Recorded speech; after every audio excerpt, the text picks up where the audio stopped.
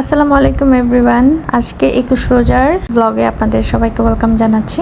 আজকের ইফতারের জন্য চিন্তা করলাম তান্দুরি চিকেনের একটা প্ল্যাটার তৈরি করে ফেলি। তো আজকে তান্দুরি চিকেনের রেসিপিটাও আপনাদের সাথে ছোট করে শেয়ার করব। আমি একটা বাটির মধ্যে প্রথমে মশলাটা মিক্স করব। নিয়েছি হচ্ছে টক দই, আদা রসুন বাটা 1 টেবিল চামচ, তারপরে হলুদের গুঁড়া, মরিচের গুঁড়া, ধনিয়ার গুঁড়া, জিরার গুঁড়া, গরম মশলার গুঁড়া, এগুলো সব পরিমাণ মতো নিয়ে নিতে হবে। যতটুকু চিকেন করবেন সেই পরিমাপ অনুযায়ী আর কি নিতে হবে। আর যে কোনো ব্র্যান্ডের তান্দুরি মশলা যে কোনো বাজারেই তো কিনতে পাওয়া যায়, তো সেটা দিয়ে দিতে হবে প্রায় 1-1.5 টেবিল চামচের মতো। আর সামান্য একটু রেড ফুড কালার দিয়ে দিলাম, যাতে কালারটা অনেক বেশি সুন্দর আসে, যেহেতু তান্দুরি চিকেন একটু রেড রেড হয় খেতে। আর হচ্ছে দিয়েছি কালো গোলমরিচের গুঁড়া আর সরিষার তেল। এই মশলা একদম ঘরোয়া মশলা, খুব বেশি ঝামেলার প্রয়োজন পড়ে না। জাস্ট এই মশলাগুলোকে এখন হাত দিয়ে একটু ভালো করে প্রথমে মাখিয়ে নিতে হবে। তো এখানে হলুদের গুঁড়োটা একদম কম পরিমাণে কিন্তু দিতে হবে, আধা চা চামচের থেকেও কম। আর মরিচ ধনিয়া এগুলো আমি সবগুলো 1 টেবিল চামচ করেই ব্যবহার করেছি, আমি আপনাদেরকে পরিমাপটাও বলে দিলাম। তো এখন মশলাটাকে জাস্ট ভালো করে একটু মাখিয়ে নিলাম। আর হচ্ছে এর মধ্যে আমি চিকেন দিয়ে দিব। আমি আজকে লেগ পিস দিয়ে তান্দুরি চিকেনগুলো করব। আপনারা চাইলে মুরগির ব্রেস্ট পিসও এখানে ব্যবহার করতে পারেন। আর চিকেনগুলোকে না আমি একটু চিড়ে নিয়েছি, যাতে মশলাটা একদম ভেতর পর্যন্ত ঢুকে। এবার হচ্ছে মশলা দিয়ে মাখিয়ে মেরিনেট করে রেখে দিতে হবে মিনিমাম 3-4 ঘন্টা। যদি ওভারনাইট মেরিনেট করে রাখতে পারেন তাহলে তো অনেক ভালো, কারণ এতে করে টেস্ট অনেক বেশি বেড়ে যায়। মিনিমাম 3 ঘন্টা মেরিনেট করে রাখলে এটার টেস্ট অনেক ভালো হবে।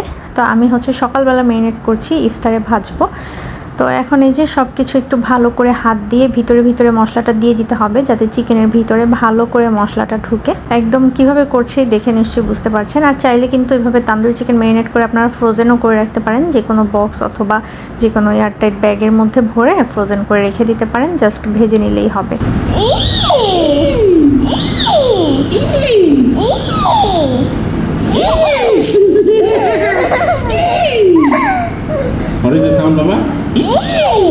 পড়াশোনা করতে বসে তোমাদের এই অবস্থা না?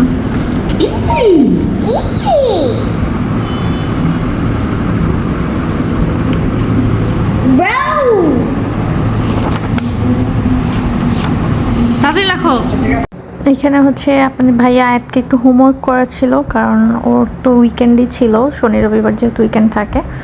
তো বসে বসে হোমওয়ার্ক কী করাবে, বাপ বেটা মিলে ফাজলামও শুরু করছে। তা আমি আবার পাশে এসে একটু বসলাম কাজগুলো শেষ করে। তো ওকে একটু হোমওয়ার্কগুলো কমপ্লিট করালাম আর কি। মানে বাচ্চা কাচ্চা পড়াতে গেলে যেটা হয় আর কি, আগে তো বুঝি নাই, এখন বুঝি যে আমরাও এরকম করেছি, হয়তো বা মনে নেই সব কিছু। তো এই আর কি অবস্থা। টুকটাক কাজগুলো শেষ করে আয়াতকে নিয়ে একটু বসেছি, তারপরে হচ্ছে আবার বাদবাকি কাজ মানে শুরু করব। এগুলো হচ্ছে সকাল থেকে তো তেমন কোনো কাজ থাকে না, আমি যেহেতু তান্দুরি চিকেন করছি ওটা সকালে ম্যারিনেট করে রেখে দিয়েছি। আর সাথে নান রুটি করব, তো নান রুটির ডো হচ্ছে আসরের পরে বানাবো আর কি। তো এই প্ল্যান, আর তেমন কোনো কাজ নেই আসলে। আর এইসব রেসিপিগুলো না খুব সহজ হয়, যার কারণে না অত বেশি টাইম নিয়ে কিচেনে ঢুকতে হয় না, ঝটপট হয়ে যায় আর কি। আজকে নান তান্দুরির সাথে চিন্তা করলাম যে একটু রুয়াবজা লাচ্ছি করে ফেলি, এটাই ভালো হবে, ঝটপটও হয়ে যাবে আর খেতেও খুব ভালো লাগে। তো আমি হচ্ছে একটা জারের মধ্যে টক দই নিয়ে নিয়েছি, সরি একটা জার না, ব্লেন্ডারের জার নিয়েছি। আপনারা মিষ্টি দই দিয়েও এটা বানাতে পারেন, আমার কাছে মিষ্টি দইটা ছিল না অ্যাভেলেবেল, তাই টক দই দিয়ে করছি। সাথে দুধ দিয়ে দিলাম, আর একটু চিনিও দিয়েছি যেহেতু টক দই ব্যবহার করেছি, আর রুয়াবজা দিয়ে দিচ্ছি। রুয়াবজার এই লাচ্ছিটা আমার কাছে ভীষণ ভালো লাগে। আমি না ডিরেক্ট রুয়াবজাটা খেতে পারি না, তো এইভাবে একটু লাচ্ছি বানিয়ে খেতে খুব ভালো লাগে। তো আইস কিউবও দিয়ে দিলাম পছন্দ মতো। একদম সহজ একটা রেসিপি, তেমন কোনো ঝামেলাই নেই, তাই বানিয়ে আগে ভাগে আর কি ফ্রিজে রেখে দিচ্ছি। সব কিছু একসাথে ব্লেন্ড করে নিলেই কিন্তু লাচ্ছিটা রেডি হয়ে যাবে। আর মিষ্টির পরিমাণটা আসলে নিজের পছন্দের উপর ডিপেন্ড করবে আর কি, কতটুকু খাবেন। তো এরপর এগুলো সব কমপ্লিট করে আমি তান্দুরি চিকেনটা ভাজতে চলে আসলাম, কারণ একটু সময় ধরে আস্তে ধীরে ভাজবো। তো আমি মিনিমাম ঘন্টাখানিক আগেই চলে এসেছি কিচেনে, ইফতারের ঘন্টাখানিক আগে। তো আবার সব কিছু একটু চিকেনগুলো ভালো করে মিক্স করে নিয়ে জাস্ট নর্মাল ফ্রাইং প্যানে ভাজছি, কোনো প্রকার তান্দুরি প্যান বা গ্রিল প্যান এই ধরনের কোনো কিছুই দরকার নেই। নর্মাল ফ্রাইং প্যানেই আপনারা বাসায় সহজভাবে এই তান্দুরি চিকেনটা তৈরি করতে পারবেন। একদম ঝামেলাবিহীন বলতে গেলে, মশলার পরিমাণও একদম ঘরে যা থাকে তাই দিয়েই হয়ে যায় আসলে। তো তেলটা একটু গরম হয়ে আসলে তারপরে হচ্ছে আমি চিকেনগুলোকে দিয়ে দিচ্ছি। আমি কিন্তু সবগুলো আজকে ভাজবো না, আমি রেখেও দিব ফ্রোজেন করে, কারণ আমরা মাত্র 2 জন মানুষ, এত তো আর খাওয়া যায় না। তো জাস্ট 2টা আমি ভেজে নিচ্ছি এখন। আর তেলের মধ্যে দিয়ে যেটা করতে হবে, একটা অয়েল ব্রাশ দিয়ে আমি ওপর থেকে আবার তেলটা একটু ব্রাশ করে দিচ্ছি। এটা কিন্তু অবশ্যই করতে হবে, এটা স্কিপ করবেন না কোনোভাবেই, তেলটাকে অবশ্যই ব্রাশ করে দিবেন। এতে করে না চিকেনটা ভেতর থেকে অনেক ময়েস্ট থাকে, ড্রাই হয়ে যায় না।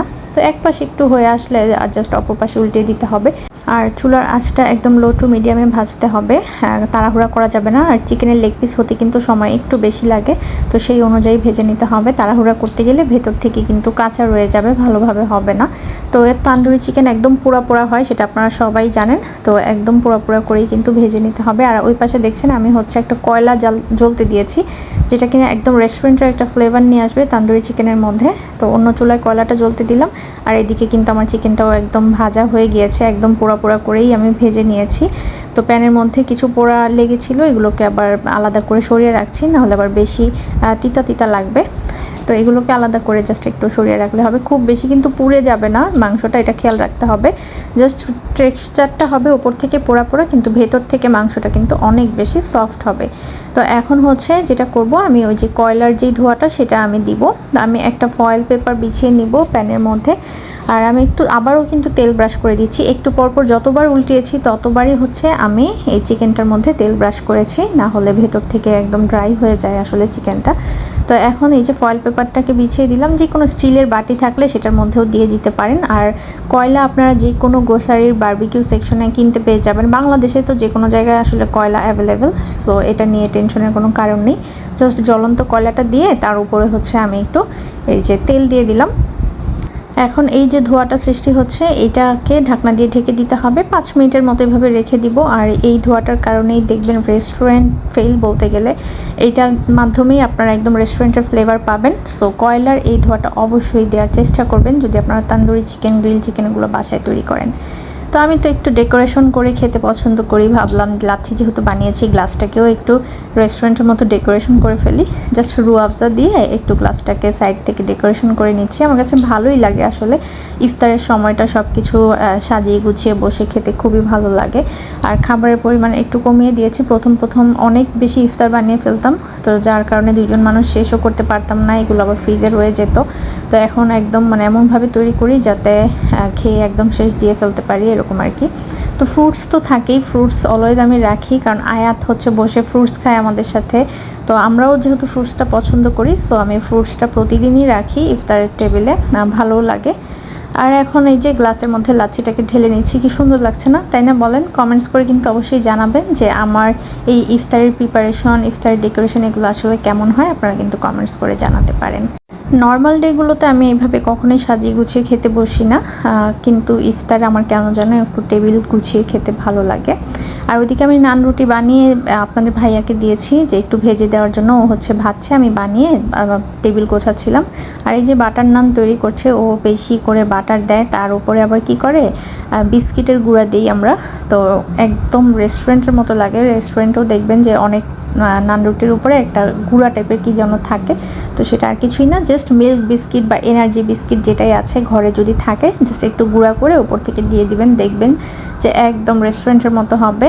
আর এই তো আলহামদুলিল্লাহ আমাদের 21 রোজার ইফতার আজকে, সাথে সালাদও করেছি। আমার কাছে আসলে এই টাইপের ইফতার ভালোই লাগে, ইফতারে এরকম তান্দুরি চিকেন, নান বা পরোটা, সালাদ, সাথে একটু ফ্রুটস থাকলে ব্যাস সুন্দর মতো হয়ে যায় আর কি। তো আলহামদুলিল্লাহ আমরা আমাদের ইফতারটা শুরু করছি। কেমন হয়েছে অবশ্যই জানাবেন। আর আমার নান রুটিটা দেখেই বুঝতে পারছেন যে কতটা সফট হয়েছে, অনেকক্ষণ পর্যন্ত সফট থাকে রুটিটা, আর খেতেও কিন্তু অনেক মজার হয়। জাস্ট সালাদ দিয়ে এখন খেয়ে নিব, আর কিছুই না। তো এই যে মাংসটাও কিন্তু দেখুন কতটা সফট হয়েছে, আর ভেতর থেকে কতটা জুসি। তো ভালো লাগলে লাইক, ফলো, শেয়ার করতে ভুলবেন না। আজকের ভিডিওটা এখানেই শেষ করছি। আল্লাহ হাফেজ।